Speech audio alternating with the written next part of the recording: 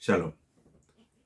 C'est encore un sujet de joie que de vous savoir nombreux à suivre votre tranche, l'évangile christocentrique. Cette tranche de la mission pour l'évangile christocentrique a pour objectif la proclamation de l'évangile christocentrique pour un salut holistique et une vie christocentrique. Ici, nous ne vous parlons pas des hommes, nous vous parlons de l'homme. Nous ne vous parlerons pas des hommes ni d'un homme. Il est question d'un seul homme, de l'homme, le Seigneur Jésus-Christ. Selon qu'il est écrit, il n'y a de salut en aucun autre. Il n'y a aucun autre nom donné aux hommes par lequel nous pouvons être sauvés. Lui-même, il dit, je suis le chemin, la vérité et la vie. Nul ne va au Père que par moi.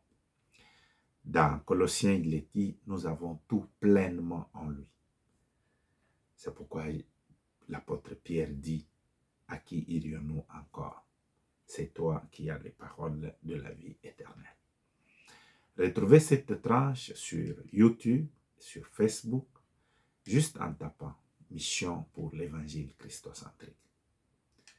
N'oublie pas de visiter notre site internet www.mevchristocentrique.org. Vous trouverez nos enseignements, nos prédications et nos publications très riches, très profondes pour votre édification.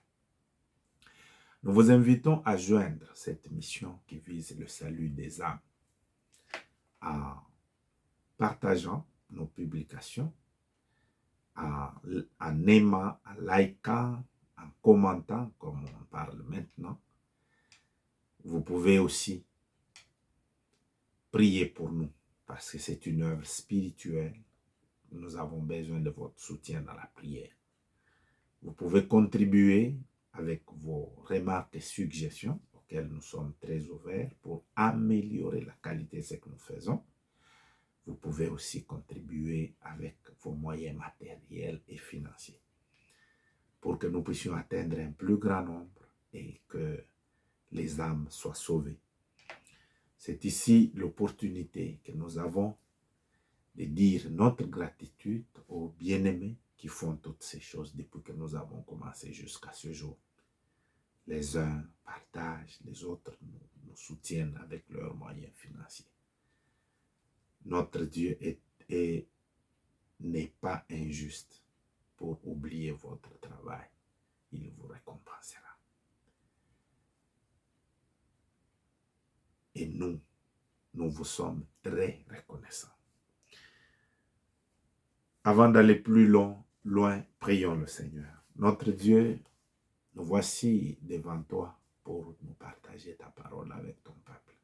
Tout ce que nous voulons, c'est que tu nous utilises comme des instruments entre tes mains pour communiquer ta vie par cette parole à ton peuple.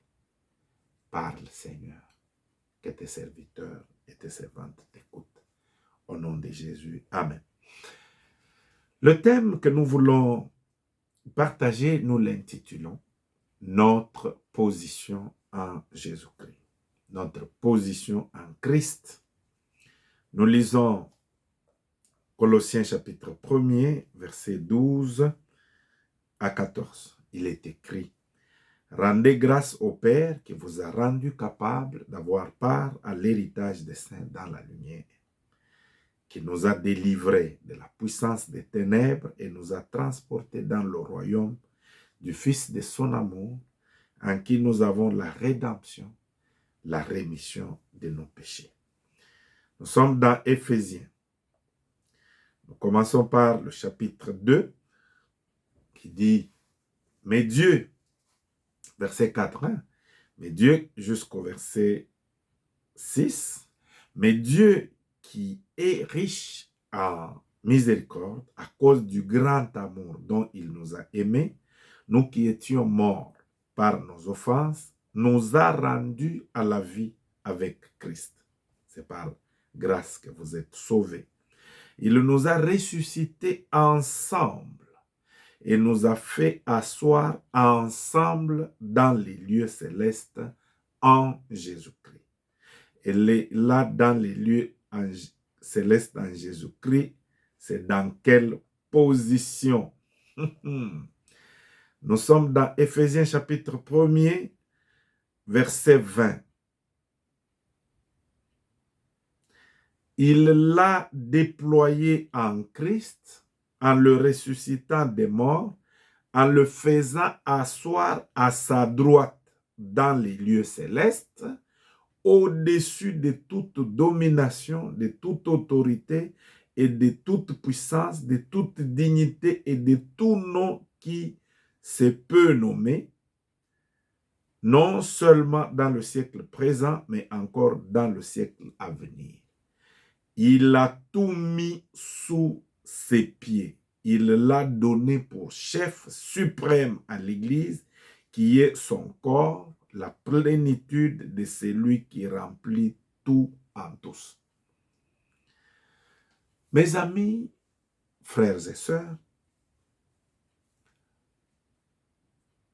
beaucoup de difficultés qui font que nous sommes incapables de vivre la vie qui est nôtre, conformément à la doctrine chrétienne et à l'œuvre accomplie à la croix de Golgotha, c'est l'ignorance de notre identité en tant que chrétien, mais aussi et surtout de notre position en Christ.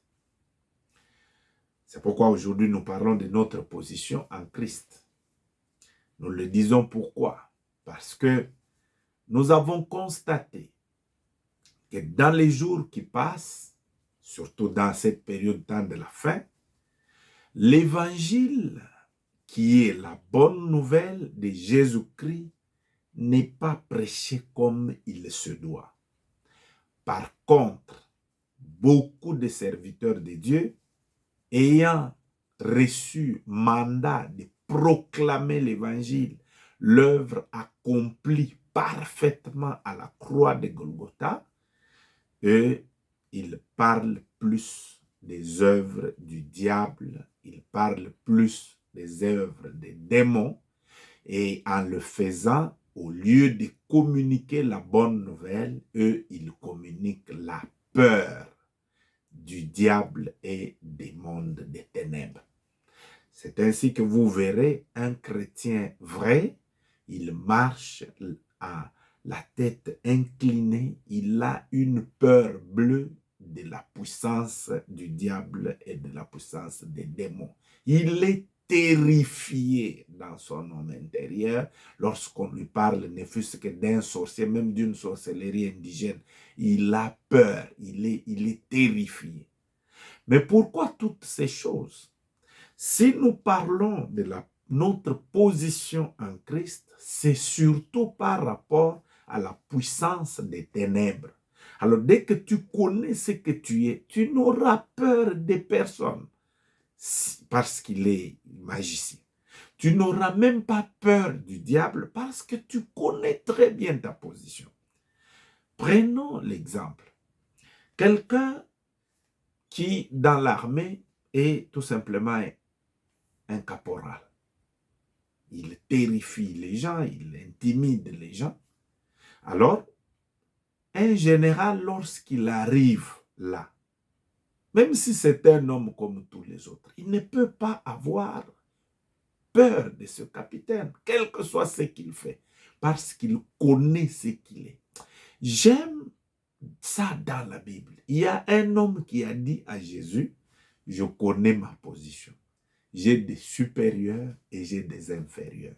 Si je dis à mes subalternes, viens, il vient. Va, il va. Fais ceci, il le fera. Pourquoi? Parce qu'il sait que je suis son supérieur, il connaît ma position et moi-même aussi je connais ma position. La question est posée.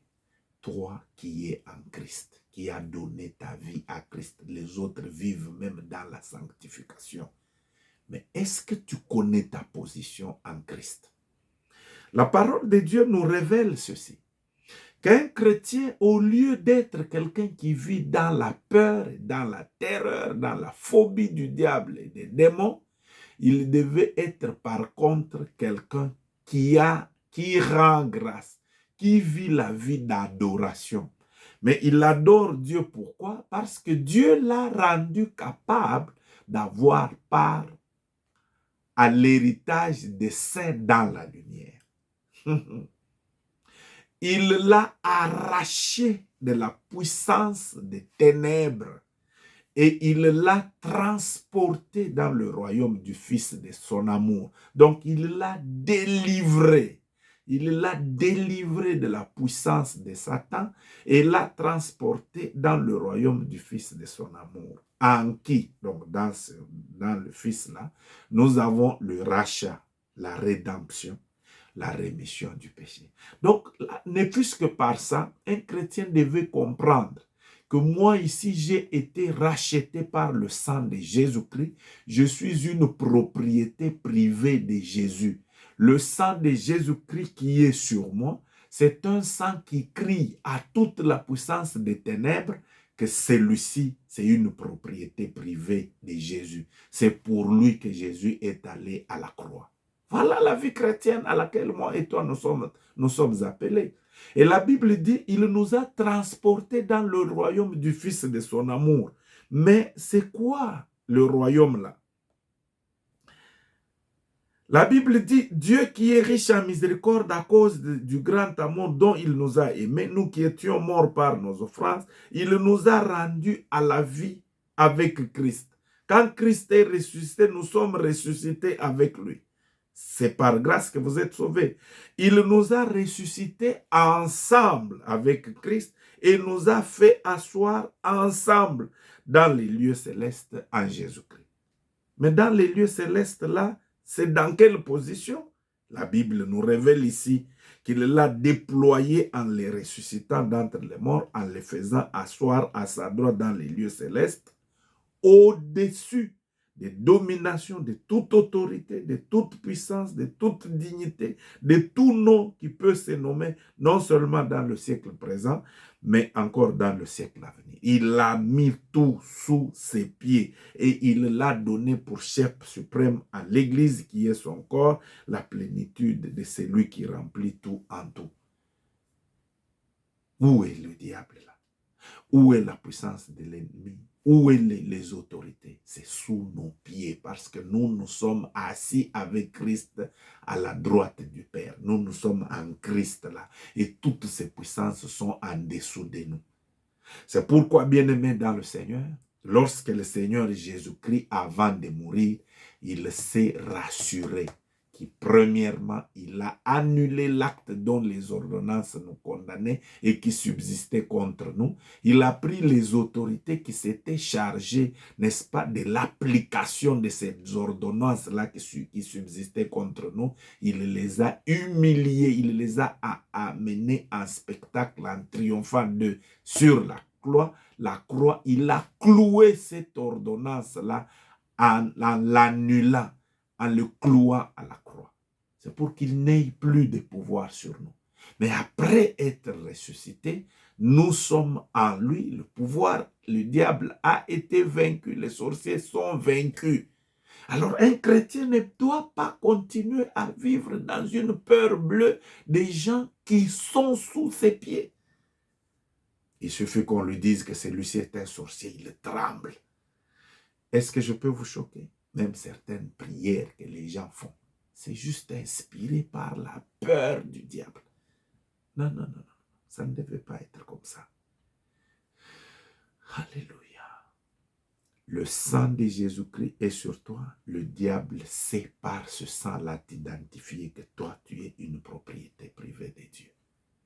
Il exploite juste l'ignorance que tu as pour avoir le dessus sur toi.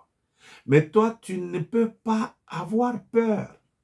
Il t'a donné un nom qui est élevé au-dessus de tout nom. Et ce nom de Jésus fait que tout genou fléchisse et que toute langue confesse que Jésus est Seigneur à la gloire du Dieu le Père. Alors un chrétien devait marcher en fonction de ces choses, qu'il n'y a point Romains chapitre 8, verset 1er, il n'y a donc maintenant aucune condamnation pour ceux qui sont en Jésus-Christ. Le verset 31 dit, que dirons-nous à l'égard de ces choses? Si Dieu est pour nous, qui sera contre nous? Personne. C'est pourquoi la Bible dit, celui qui est en vous, il est plus fort que celui qui est dans le monde. Le diable avait le pouvoir sur toi avant que tu sois en Jésus-Christ. C'est pourquoi il pouvait faire tout ce qu'il fait, tuer, voler et détruire. Dieu, par sa grâce et par son amour, il a envoyé Jésus-Christ afin qu'il détruise les œuvres du diable et qu'il te donne à toi la vie et la vie en abondance. Lui, d'ailleurs, il dit, je connais mes brebis et mes brebis me connaissent. Ils sont entre mes mains, personne ne peut les toucher. Vous voyez? Alors, au lieu de marcher dans la terreur, marche dans l'adoration à cause de la victoire que Dieu t'a accordée en Jésus-Christ. Il est vrai que le diable exploite l'ignorance pour t'attaquer. Jésus, il l'avait attaqué, mais il ne pouvait pas le vaincre parce que Jésus connaissait sa place. Prends la parole, confesse la victoire à la croix, utilise le nom de Jésus, remets le diable à sa place avec la parole de Dieu et chasse-le au nom de Jésus. Il va partir parce qu'il connaît qu'il a été vaincu à la croix et qu'il n'a plus de pouvoir sur toi. Bien-aimé dans le Seigneur, finis la peur. Bien-aimé dans le Seigneur, finis l'intimidation. Nous sommes plus que vainqueurs à cause de Jésus-Christ. La Bible dit, si Dieu est pour nous, qui sera contre nous? Toi et moi, nous sommes les brebis de Christ. Nous sommes dans une position de privilège. Le diable, Satan et les démons, ils le savent très bien qu'ils ne peuvent rien te faire. Ils exploitent le fait que toi, tu ignores. Mais si aujourd'hui, il entend que tu connais tes droits, il entend que tu connais ta position, il comprend que tu connais tes droits, ta position en Jésus-Christ, il fuira loin de toi parce que tu vas lui résister avec une foi fondée sur ce que toi tu es devenu en Christ. Et tu as la victoire. C'est ça la position que nous avons en Christ. Nous occupons une position de pouvoir, une position de privilège que Dieu nous a donné gratuitement en Jésus-Christ. Et par-dessus tout, tu es couvert par le sang de Jésus-Christ et tu as le nom de Jésus-Christ. Lorsqu'il t'attaque, n'aie pas peur. N'appelle même pas le pasteur. Lève-toi, invoque le nom de Jésus-Christ et chasse ces démons-là. Permettez que je vous donne un témoignage. Un jour, tard la nuit, ma fille vient frapper à la porte. Elle était encore trop jeune, 8, 9 ans, 10 ans. Elle vient, elle frappe à la porte. Papa, je ne peux pas dormir, je fais des cauchemars. Logiquement, elle attendait que je lui dise, je viens prier avec toi. J'ai dit non, va, avant de dormir, invoque le nom de Jésus. Dis merci à Dieu pour sa protection et chasse tous les esprits de cauchemars, détruis toute la puissance des démons au nom de Jésus et dis merci à Dieu. Abandonne-toi entre les mains de Dieu et dors. Elle est partie, elle n'est plus rentrée. Demain matin, je dis, ma jolie, comment ça va? Elle dit, papa, j'ai bien dormi. Ça marchait. Parce que le diable connaît celui qui connaît ses droits. Mais si tu ne connais pas tes droits, tu marches dans la peur, il va t'exploiter. Voilà pourquoi aujourd'hui, comprends qu'un chrétien n'est pas n'importe qui. Il est assis avec Jésus-Christ à droite du Père dans les lieux célestes, dans le royaume du Fils qui est au-dessus des principautés, des royautés, de tout nom qui peut se nommer. Si toi, tu n'as pas encore reçu Jésus-Christ, tu as raison d'avoir peur parce qu'il peut agir sur toi. Tu n'as personne qui le craint. Mais il y a une ouverture. Viens à Jésus-Christ, tu seras sauvé. Tu auras la protection et la sécurité contre tous ces pouvoirs des ténèbres. Si c'est ta décision, répète avec moi. Seigneur Jésus, je viens à toi. J'ai souffert à cause du diable et de son pouvoir. Mais j'ai appris que toi, tu l'as vaincu à la croix de Golgotha. C'est pourquoi je t'accepte comme mon Seigneur et mon Sauveur. Viens, règne dans ma vie. Dirige ma vie. Sois mon Seigneur et sois mon Sauveur. Je renonce au diable et aux démons et je veux vivre pour toi. Conduis ma vie par ton Saint-Esprit pour toujours. J'ai cru. C'est pourquoi je confesse que Jésus-Christ est mon Seigneur et mon Sauveur. Au nom de Jésus. Amen. Que le Seigneur vous bénisse. Si vous avez des questions, vous voulez recevoir Christ, vous voulez que je vous accompagne, appelle à ce numéro. Plus 27 81 760 95 11. Que le Seigneur vous bénisse.